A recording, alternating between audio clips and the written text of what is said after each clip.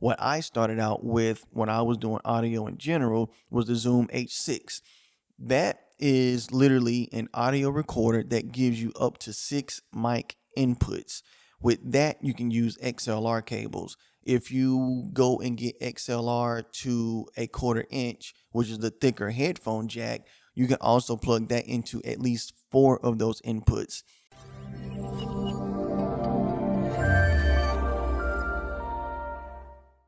Welcome to Charlotte Podcast.Studio. Today, we're diving into the world of podcasting equipment. Whether you're just starting out or looking to upgrade, we've got you covered with essential insights and recommendations. I'm your host, Tay. I'm the studio manager here at Charlotte Podcast.Studio, and my trusty sidekick, Shamar, is out on business. He's at another event that was needed to be covered today, so it'll be just me today, but we'll get through it. So today, like I said, we're covering this podcast equipment. I'm going to break it down into a few categories. We're going to start with budget friendly. Then I'll talk about industry standards. And in the process, I'll tell you all what equipment we use here at Charlotte Podcast.Studio. So one of the main essential things that you need for podcasting is a microphone.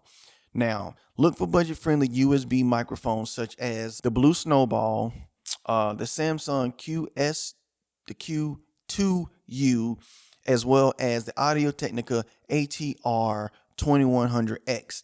These USB microphones will give you some of the best quality that you can get from a microphone if you don't have a digital audio workstation. If you don't have anything to plug it into, and I'll cover that in a little bit.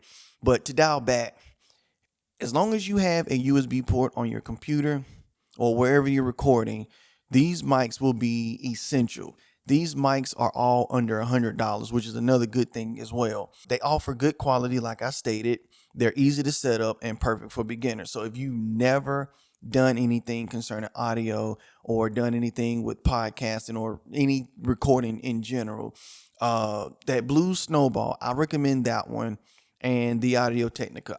Those two, just based on looks, I'm not even gonna lie, based on looks, those two are the ones that I would definitely go with.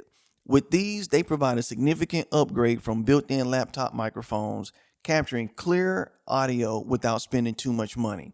And even if you have a cell phone, if you have that voice recorder app downloaded on that phone, you can use that as well. But again, to get that clearer, crispier audio, these are the few mics that we do definitely recommend. Another thing would be headphones. The reason I'm recommending headphones, even at a budget level or even at a pro level, someone has been doing this for a while.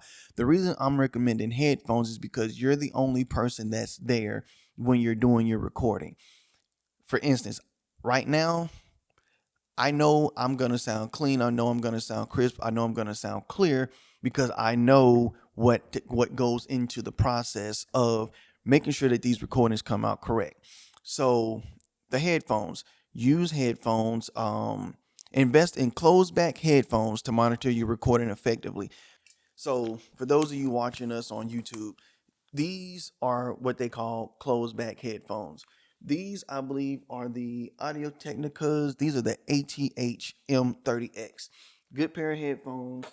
We recommend using a pair like that when you're sitting down and you're doing your recording on your own. I don't remember the price, but I'm pretty sure they're definitely still within budget-friendly range.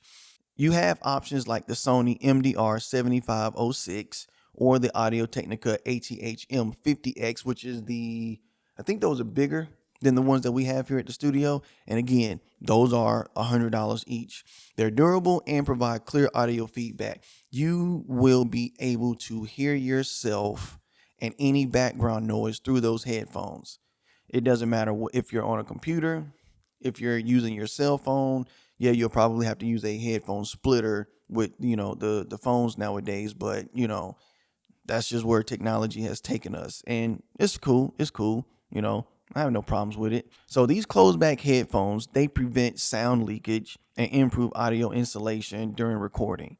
So again, that helps you hear anything and everything that is going on within your room. If there's the air conditioner on, you hear it definitely do something about your air condition or your heat. You want to make sure that you get the best audio you can, and you want to make sure that what you hear is going to be great enough for your listeners on your podcast. So definitely make sure you get closed back headphones, and make sure that you double check your audio levels. Um, yeah. So after that, you've got your recording equipment. Um, Let me take that back. Not equipment, environment, because we're going over the equipment. So make sure that your environment is record friendly.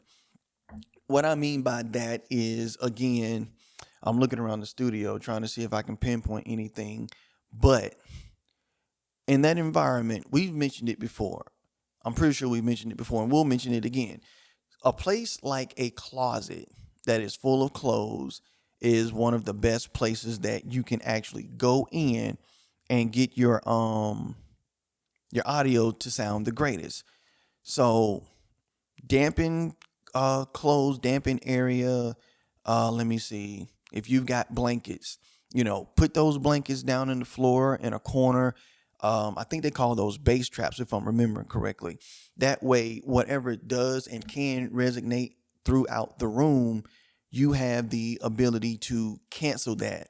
Another thing, as far as your environment, if you live in an area, like, I'm just gonna say somewhere where there's trains or a lot of sirens, anywhere where there's a lot of noise outside. So if you know between the hours of 7 and 9 a.m., those are the hours where there's going to be a lot of horns being honked, sirens, anything outside. Take that into account and don't use that as the time to record your podcast, because it could pick up in your microphone. Regardless of which microphone you use, definitely make sure that you're in an environment where you are able to control. I'm going to say, make sure you can control as much as you possibly can.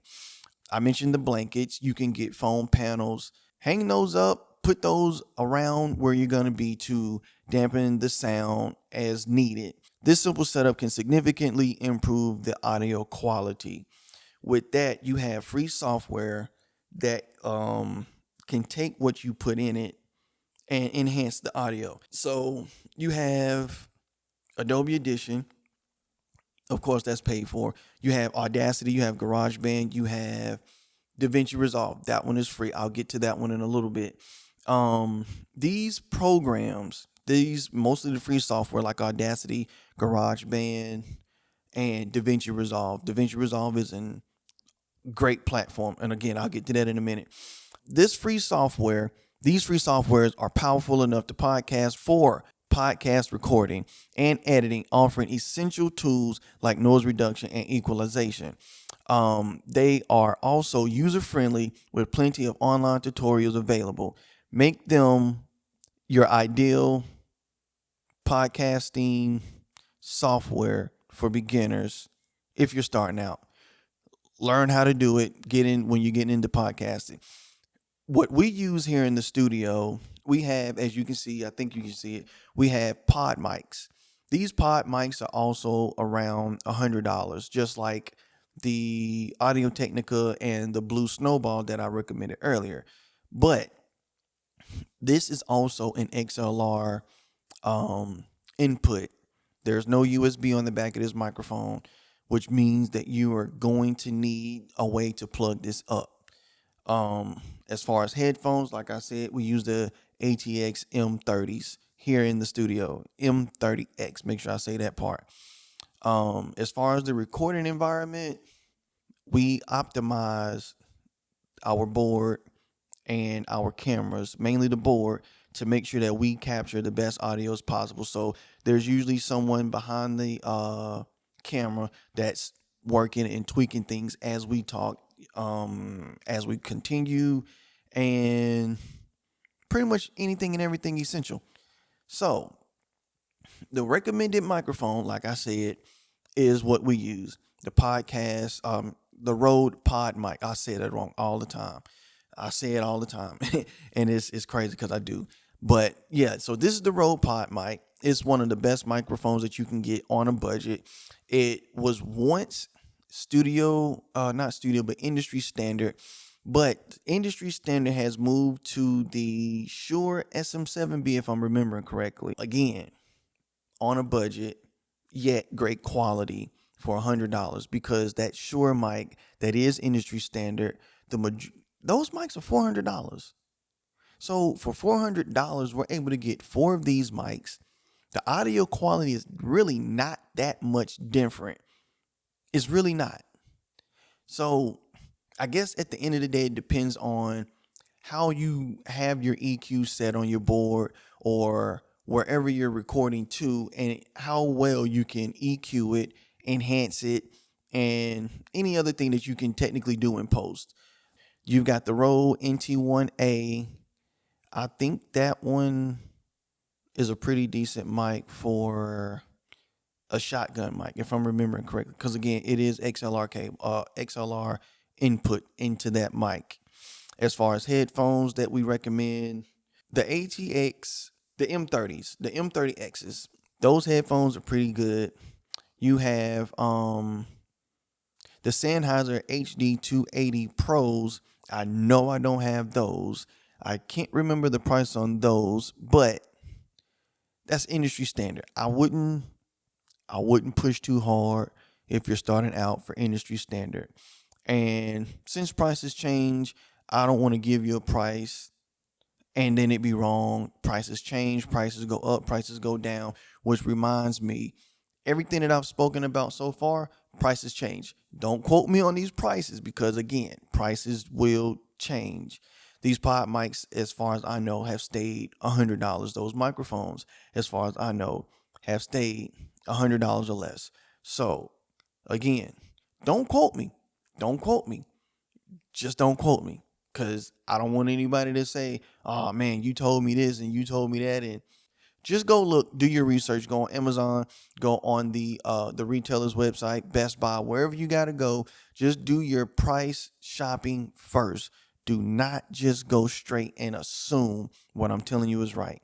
So as far as recording equipment, again, I mentioned XLR inputs or XLR cables, which is again what this pod mic takes, and the Shure SM7B, if I'm remembering that name correctly.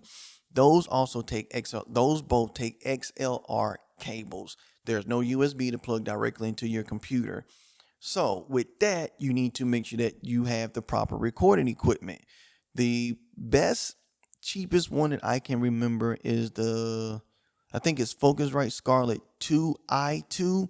I can never get that number right. That's fairly on the budget level. I'm wanting to say that's probably $100, $200. Again, don't quote me. I don't have the price sitting in front of me, because again, prices change. What I started out with when I was doing audio in general was the Zoom H6. That is literally an audio recorder that gives you up to 6 mic inputs. With that, you can use XLR cables. If you go and get XLR to a 1/4 inch, which is the thicker headphone jack, you can also plug that into at least 4 of those inputs. Those inputs will allow you to manipulate. I'm going to use manipulate. They will allow you to take the audio from each individual track. Again, it's up to 6. The system itself comes with 4 inputs, and it comes with 2 mics that you can put on the front to basically catch ambient sound if that's what you're looking for or want in your podcast. So to dial back, the Zoom H6 has 4 inputs. You're able to monitor each input separately. You're able to change the volume for each input separately. In the process of this, if you have someone that talks very loud, but you have someone that speaks very soft on your podcast, you don't have to juggle their audio levels all in one track. So the Zoom H6 is something that I suggest that you purchase and upgrade and use as an upgrade. If you're using even the Zoom H1, that's basically one mic. So if it's just you starting out in your podcast, you're not doing any interviews, and it's no co-host that you have, you take that Zoom H1N, you use that as your individual recorder. It even gives you an input for a lav mic. You can go and purchase something like the Purple Panda. You plug that into the H1N. I think you can plug it into the Zoom H6, but starting out, if it's just you, the Zoom H1N, I think that one is still around $100. I could be wrong, so again, don't quote me. Then you won't even have to worry about these XLR mics. That Focusrite, the 2i2, you purchase that. You can use that as the replacement for your Zoom H6 or your H1N, and use that as your audio interface. You plug that up into your USB port. It becomes your audio interface, and you use that with these XLR mics as your input for Audacity, GarageBand, or if you already have it, Adobe Audition.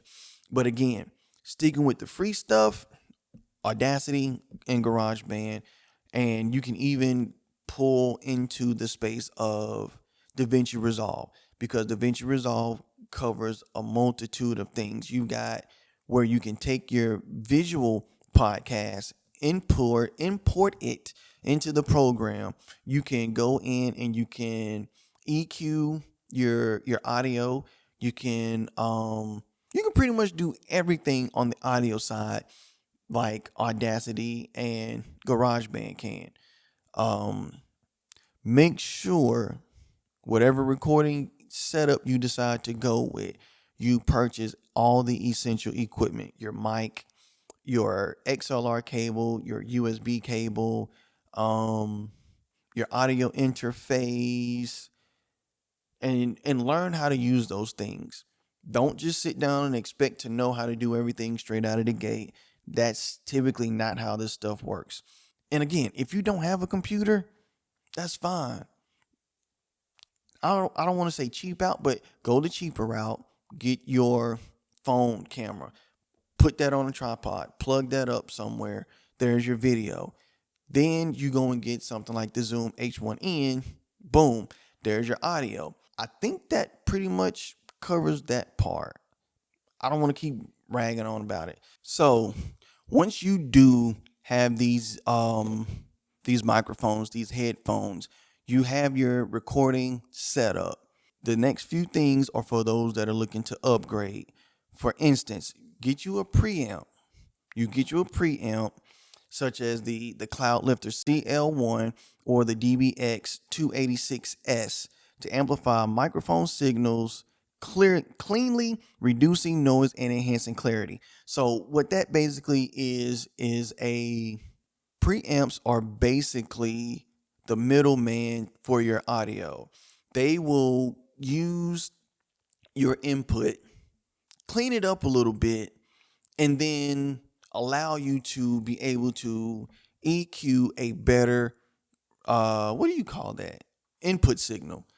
Accessories like cloud lifters amplify microphone signals, reducing the noise and improve audio clarity, especially useful for dynamic mics with low output levels.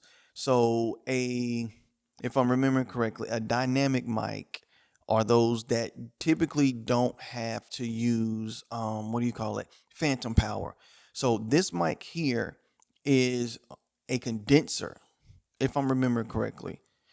This is a condenser mic. The pod mic, the Rode pod mic, is a condenser mic. What that means is it technically doesn't have its own power booster as far as an audio signal. So you have to turn on phantom power. Phantom power is like plus 48 volts. I'm going to dial back because I don't want to get technical. I don't want to confuse anybody. High quality preamps add warmth and depth to your voice recordings, enhancing the overall audio quality and making your podcast sound more professional. So once I get this whole thing finalized and recorded, what you will hear will be an enhanced audio file placed with this video file coming from this pod mic, going into the Rodecaster Pro, going into DaVinci to be enhanced and edited and made to sound a whole lot better. If you have the ability to use more than just a closet full of clothes, go get you some foam sound padding. Go get you can go get blankets. Even those thick comforters that you have in your home, hang those up or put them somewhere where you're going to be recording. Give yourself room, give yourself space.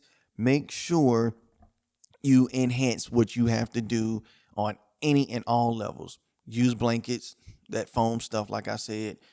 Even if you've got thick curtains, you know, make sure you use acoustic treatment as you get further into podcasting. Again, if you're starting out on a budget, use that closet.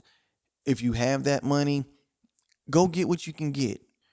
This right here is pretty much our episode on podcasting equipment, regardless if you're on a budget looking to upgrade, as well as me recommending to you what we use, industry standard, and what to use if you're trying to save some money. So as of now, that's pretty much this episode, and greatly appreciate you all tuning in, and look forward to catching you on the next one. Peace.